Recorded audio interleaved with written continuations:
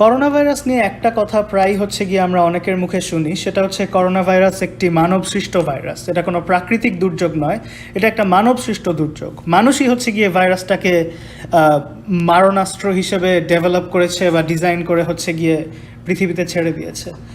So আমার এই video সিরিজের উদ্দেশ্য শুধুমাত্র করোনা সম্পর্কে আপনাদের সঠিক তথ্যগুলো দেওয়া নয়, বরং অনেক ক্ষেত্রে আপনারা যেসব ভুল তথ্য শুনে থাকেন সেগুলিরও উত্তর দেওয়ার চেষ্টা করা বা খণ্ডন করার চেষ্টা করা। আজকেরটা হচ্ছে গিয়ে সেটার প্রথম পর্ব কারণ হচ্ছে করোনা ভাইরাস মানব সৃষ্ট এই কথাটা এক পর্বে সমাধান করা সম্ভব নয়। এটা নিয়ে বেশ কিছু ব্যাপার আলোচনার আছে এবং তার চেয়ে ইম্পর্টেন্ট ব্যাপার হচ্ছে এটা নিয়ে আসলে একটা থিওরি নেই, একাধিক থিওরি আছে। মানে মানুষজন বিভিন্নভাবে ব্যাখ্যা করার চেষ্টা করেন কিভাবে করোনা ভাইরাস জিনিসটা মানব সৃষ্ট হতে পারে। অ্যান্ড আমার উদ্দেশ্য হচ্ছে গিয়ে সব কয়টাই একটু তলিয়ে দেখার চেষ্টা করা। সো আজকে হচ্ছে সেটার প্রথম উদাহরণ। মজার ব্যাপার হচ্ছে সাধারণত আপনারা করোনা ভাইরাসের উৎপত্তি সম্পর্কে সামাজিক যোগাযোগ মাধ্যমে যেসব কথাবার্তা দেখে থাকেন, করোনা ভাইরাস মানব সৃষ্ট, করোনা ভাইরাসকে চাইনিজরা বানিয়েছে ইত্যাদি, এগুলো অধিকাংশ ক্ষেত্রেই এগুলোর পিছনে কোনো গবেষণা থাকে না, এগুলো হচ্ছে জাস্ট উর্বর মস্তিষ্কের কল্পনা। কিন্তু আজকে আমরা এমন একটা থিওরি নিয়ে কথা বলবো যেটা বিজ্ঞানীরাই দিয়েছেন।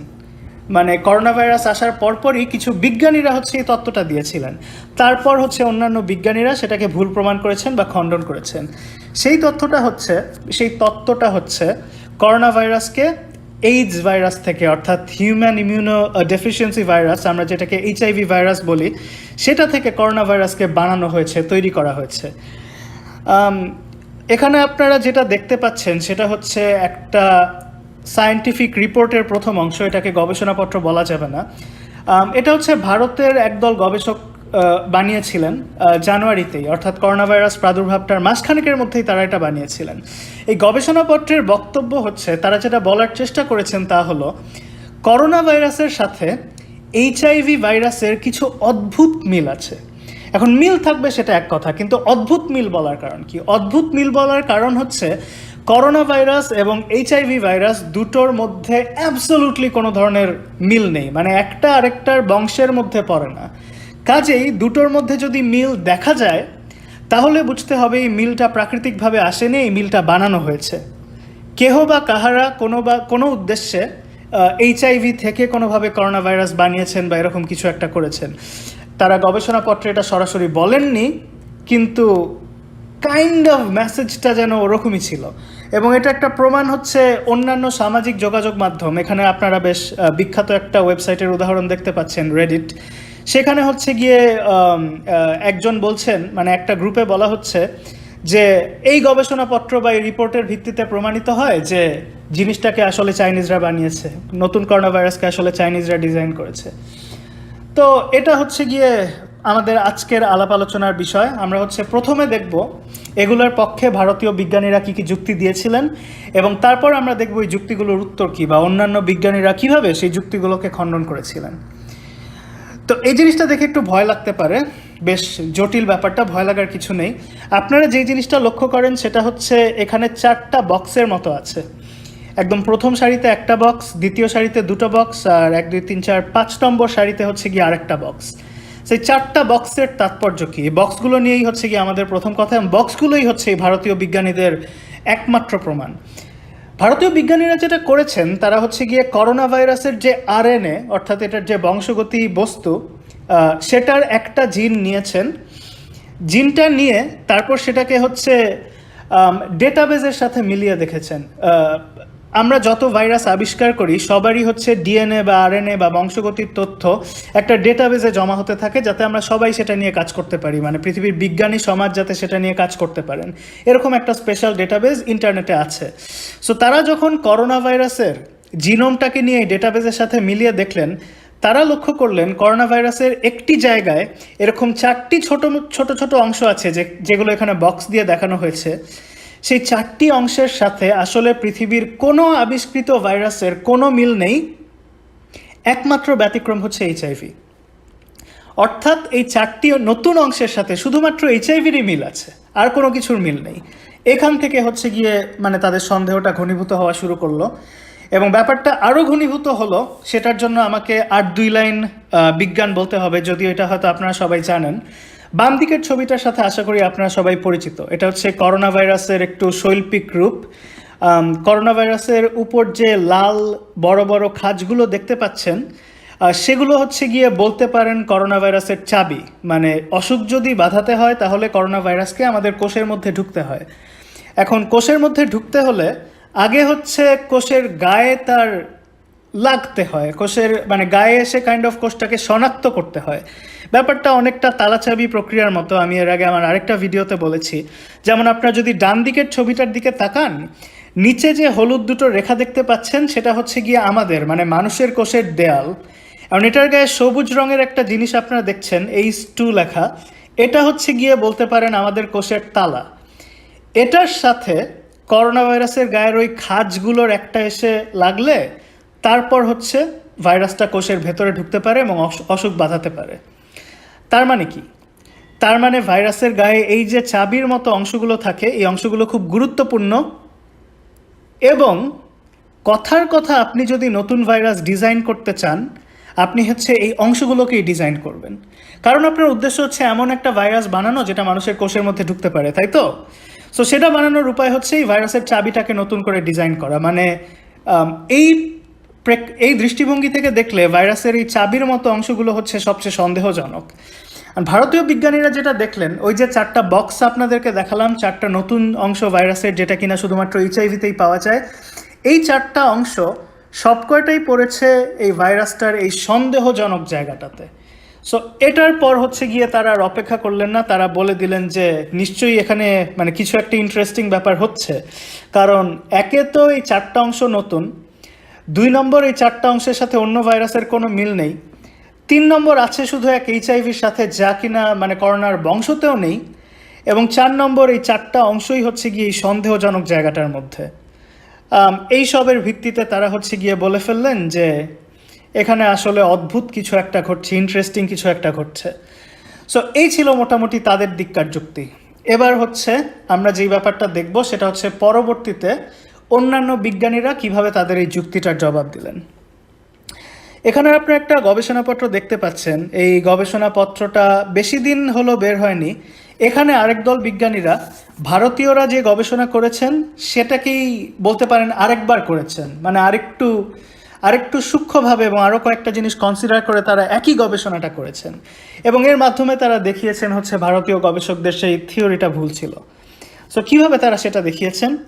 প্রথমে তারা যে ব্যাপারটা করেছেন সেটা হচ্ছে, ওই যে বললাম ভাইরাসের একটা চাবির মতো জায়গা থাকে যেটা কিনা খুব গুরুত্বপূর্ণ এবং সন্দেহজনক, তারা হচ্ছে সেই চাবিটার গঠন বের করেছেন। সেই চাবিটার যে স্ট্রাকচার অণুপরমাণু পর্যায়ে সেটা দেখতে ঠিক কীরকম সেটা হচ্ছে গিয়ে তারা গবেষণা করে বার করেছেন। সো বাম দিকের ছবিটার যেখানে এই ছোট্ট লাল গোল বৃত্তটা আপনারা দেখতে পাচ্ছেন, এটা হচ্ছে ভাইরাসের সেই চাবির মতো জায়গা। এটার গঠনটা হচ্ছে ঠিক এখানে, অর্থাৎ এই যে লাল একটা বড় গোল্লা দেখতে পাচ্ছেন, এর মধ্যে হচ্ছে ভাইরাসের চাবিটা আছে। কিন্তু ভারতীয় বিজ্ঞানীরা যে ওই 4টা নতুন অংশ খুঁজে বের করেছেন, এগুলোর কোনোটাই কিন্তু এই চাবির মধ্যে নেই। দেখতে পাচ্ছেন এই বেগুনি গোল্লা কিন্তু এই লাল গোল্লা থেকে আলাদা। তার মানে আসলে ভারতীয় বিজ্ঞানীদের এই দাবিটা ভুল যে নতুন অংশগুলো এই সন্দেহজনক কোনো জায়গায় আছে। আসলে ব্যাপারটা ঠিক না, আসলে হচ্ছে এরা চাবির বাইরে আছে। তার মানে তাদের এই সন্দেহের কারণটা সম্পূর্ণ ভুল। এটা হচ্ছে নেহাতি তাদের একটা ভুল দাবি। এটা হচ্ছে একটা ব্যাপার। দ্বিতীয় ব্যাপারটাতে এবার আসি। দ্বিতীয় ব্যাপারটা হচ্ছে ভারতীয় বিজ্ঞানীরা প্রথমে ক্লেম করেছিলেন যে এই নতুন জায়গাগুলো করোনা ভাইরাসের মধ্যে এরা কিনা শুধুমাত্র HIV-তেই আছে। এখানে ওই বিজ্ঞানীরা যেটা করলেন সেটা হচ্ছে একই রিসার্চ প্রক্রিয়া তারা আরেকবার রিপিট করলেন এবং রিপিট করে দেখলেন এই কথাটাও ঠিক না। এই অংশগুলো যে শুধুমাত্র মানে HIV-তে পাওয়া যায় ব্যাপারটা আদৌ ঠিক না, বরং অন্যান্য ভাইরাসের মধ্যেও পাওয়া যায়। অর্থাৎ এই 4টা অংশ বিভিন্ন ভাইরাসের মধ্যে যেন ছড়িয়ে ছিটিয়ে আছে। কাজে এই দাবিটা ভুল। এটা যে ইউনিকলি HIV-র মধ্যে পাওয়া যায় এই দাবিটা ভুল। অন্যান্য ভাইরাসে পাওয়া যায়। এমনকি আপনারা যদি এই টেবিলটার একদম ডান দিকের সর্বডানের কলামটার দিকে তাকান, ওইটার একদম নিচের সদস্যটা হচ্ছে ব্যাট করোনা ভাইরাস, মানে অন্যান্য করোনা ভাইরাসের মধ্যেও এর দেখা পাওয়া যায়। কাজেই 1 নম্বর কথা দাবিটা ভুল। বাট 2 নম্বর কথা চলুন আমরা আরেকটা ব্যাপার নিয়ে আলোচনা করি, সেটা হচ্ছে গিয়ে অন্যান্য ভাইরাসের মধ্যে এটা কেন আছে। এই ব্যাপারটা ব্যাখ্যা করার জন্য আমি আপনাদেরকে একটা গল্প বলি। গল্পটা হচ্ছে আমার পুরনো অফিসে আমাদের একজন কলিগ ছিলেন। ওনার বৈশিষ্ট্য ছিল, মানে তার চরিত্রটা এরকম ছিল যে উনি যে কোনো ব্যাপার ভালো মন্দ হোক, উনি হচ্ছে গিয়ে সবসময় নেগেটিভ কথাটা বলতেন। যেমন মনে করেন সামনে একটা প্রজেক্ট অ্যাপ্রুভ হবে কি হবে না আমরা জানি না, উনি বলে দিতেন অ্যাপ্রুভ হবে না। একটা আমাদের বাজেট ফাইন্যান্সে গিয়ে আটকে আছে, উনি বলে দিতেন যে এই বাজেট ফাইন্যান্স হবে না, আমার বস আমার চাকরি খেয়ে নিচ্ছে, আমার লিগালে অমুক জিনিস অ্যাপ্রুভ হবে না। মানে একটা অফিসের মধ্যে যত কিছু মানে নেগেটিভলি বলা যায়, মানে সামনে কোনো একটা সম্ভাবনা আসছে, পজিটিভও হতে পারে নেগেটিভও হতে পারে, উনি সব সময় হচ্ছে গিয়ে নেগেটিভ কথাটা বলতেন যে দেখো এটা হবে না, ওইটা হবে না, সেটা হবে না, সব সময় উনি এরকম করে বলতেন। তখন সেটা হলেও হতো, কিন্তু এর সাথে আরেকটা যেটা জটিলতা ছিল সেটা হচ্ছে কখনো যদি তার এই নেগেটিভ কথাগুলোর দু একটা মিলে যেত, মানে বাস্তবের সাথে যদি মিলে যেত, মনে করেন কোনো প্রজেক্ট আসলেই অ্যাপ্রুভ হলো না, সেই সময় হচ্ছে কি উনি আমাদেরকে বলতেন দেখছো আমি বলছিলাম না অ্যাপ্রুভ হবে না, আসলেই হয় নাই, আমি যা বলছি তাই হয়েছে। মানে এটা ছিল কাইন্ড অফ তার চরিত্রের একটা অংশ। মানে আমরা সবাই ব্যাপারটা নিয়ে বিরক্ত ছিলাম, কিন্তু কলিগ বলে আমরা সেরকম কিছু বলিনি। মানে আমাদের নিজেদের অবজারভেশন ছিল যে দেখেন আপনি সবসময় সব কিছুতেই নেগেটিভ কথা বলেন।